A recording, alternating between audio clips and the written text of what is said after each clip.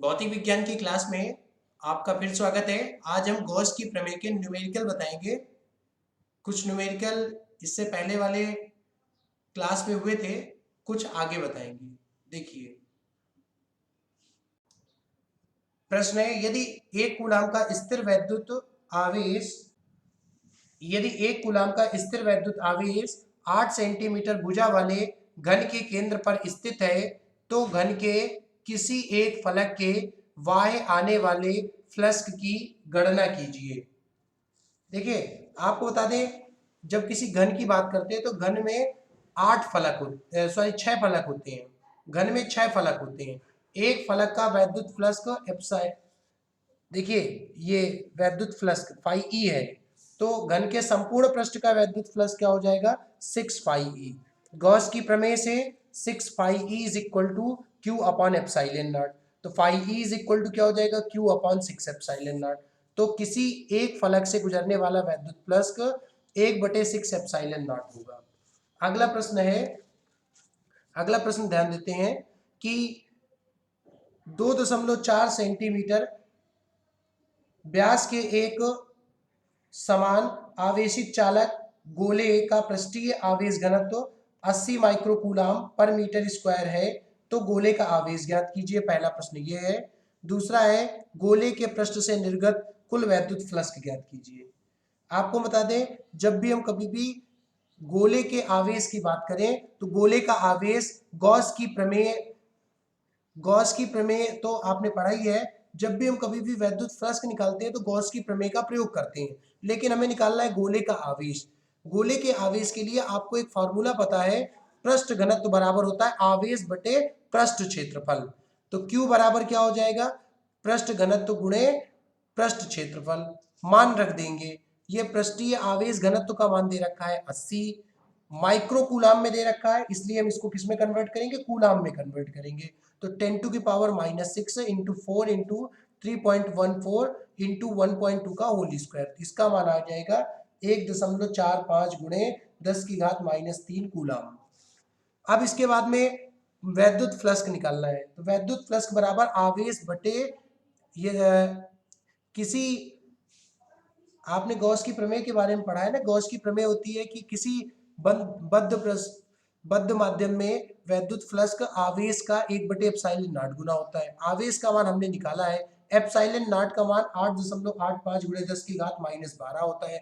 Calculation करेंगे तो 1.6 into 10⁸ Newton metre square पर कूलाम, ये मान निकल के आता है गोले के पृष्ठ से निर्गत कुल वैद्युत फ्लक्स का।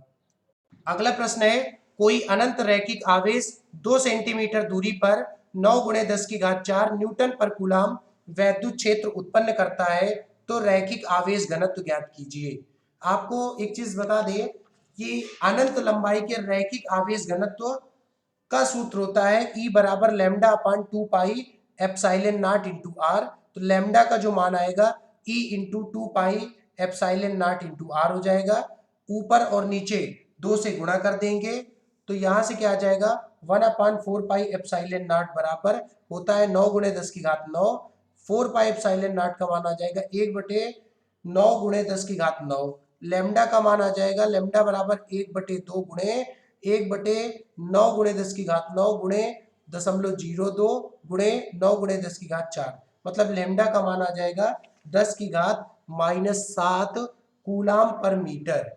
ये जो सवाल हमने बताया है, ये रैखिक आवेश घनत्व का मान निकल के आया है। अर्थात रैखिक आवेश घनत्व के कारण वैद्युत क्षेत्र का सूत्र होता है E बराबर lambda upon 2 pi epsilon not into r. ये जो सूत्र होता है, ये कोई रैखिक आवेश 2 सेंटीमीटर दूरी पर है मान लीजिए, और यदि उस पर रैखिक आवेश घनत्व का मान निकालना है तब वो आएगा। अगला सवाल देखते हैं। अगला सवाल है, 2 माइक्रोकूलाम का कोई बिंदु आवेश किसी किनारों पर 9 सेंटीमीटर किनारे वाले किसी पृष्ठीय गॉसीय पृष्ठ के केंद्र पर स्थित है, तो पृष्ठ पर गुजरने वाला नेट फ्लक्स क्या होगा।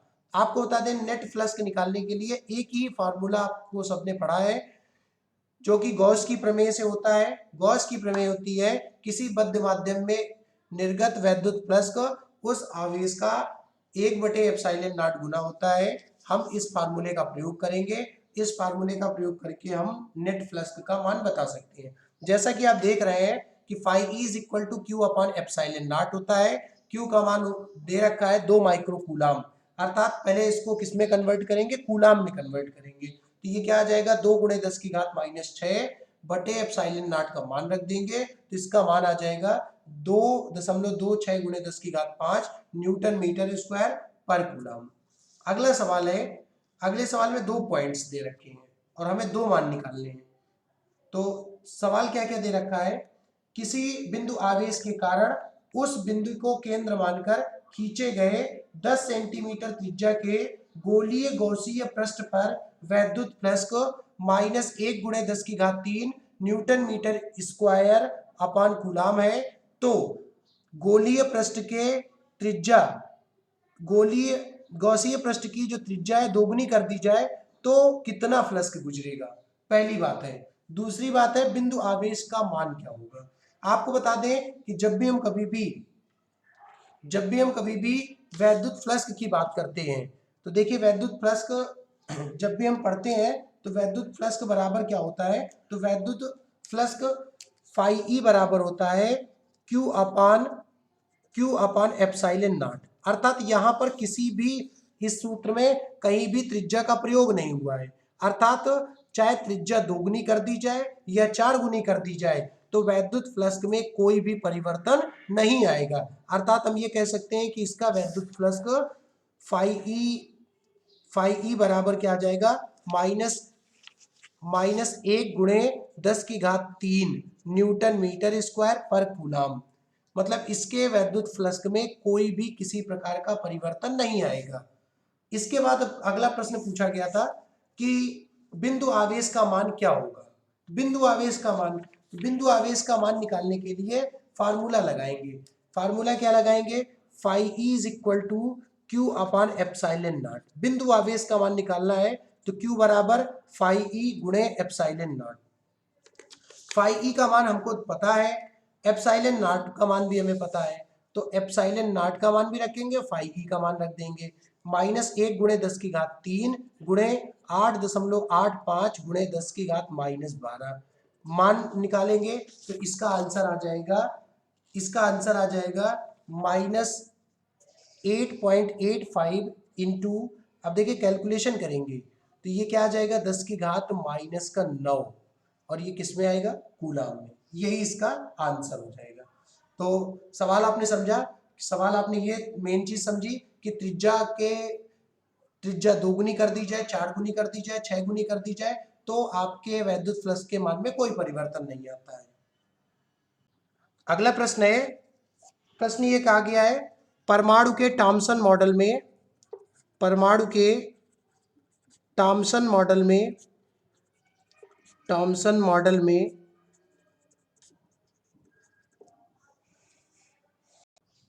सवाल ये दे रखा है कि परमाणु के थॉम्सन मॉडल में परमाणु का संपूर्ण धन आवेश परमाणु के भीतर एक समान रूप से वितरित माना गया है तो वैद्युत क्षेत्र की तीव्रता ज्ञात कीजिए यदि परमाणु 10 की घात -10 मीटर त्रिज्या का गोला है।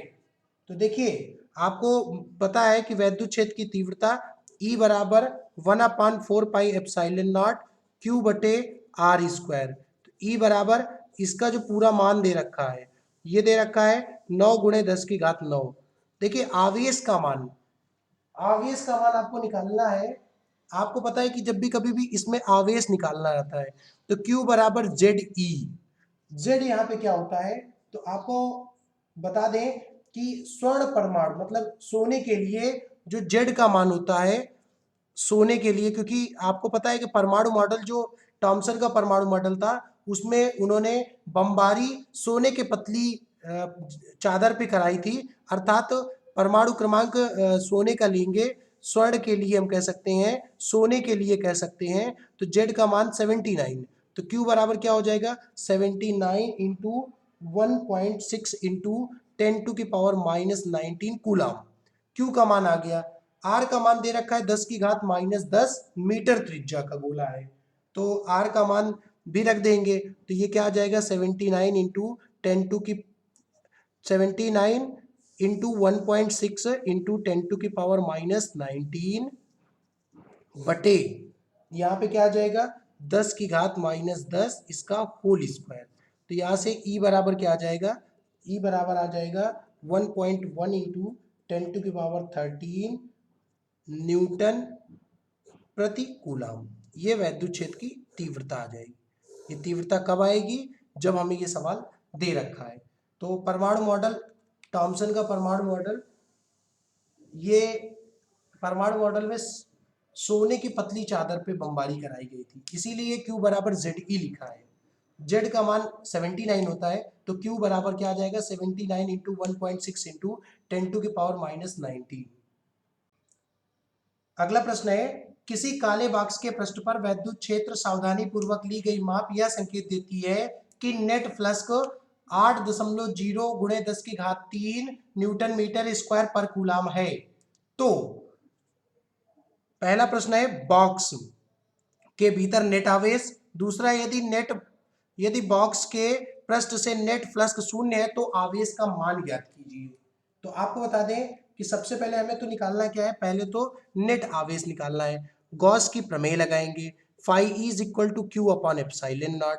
तो यहां से क्या आ जाएगा, क्यू बराबर phi E into epsilon not.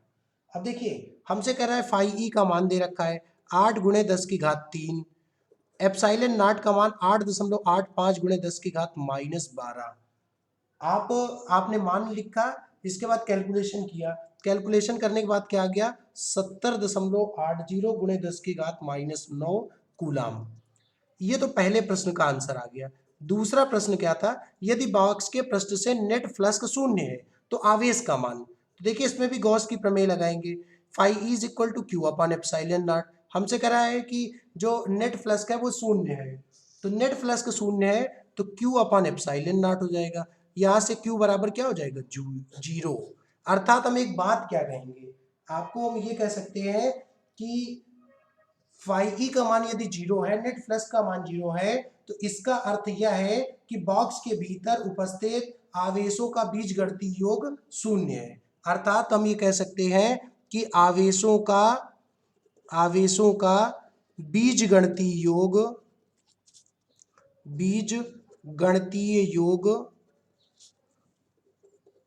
शून्य होगा।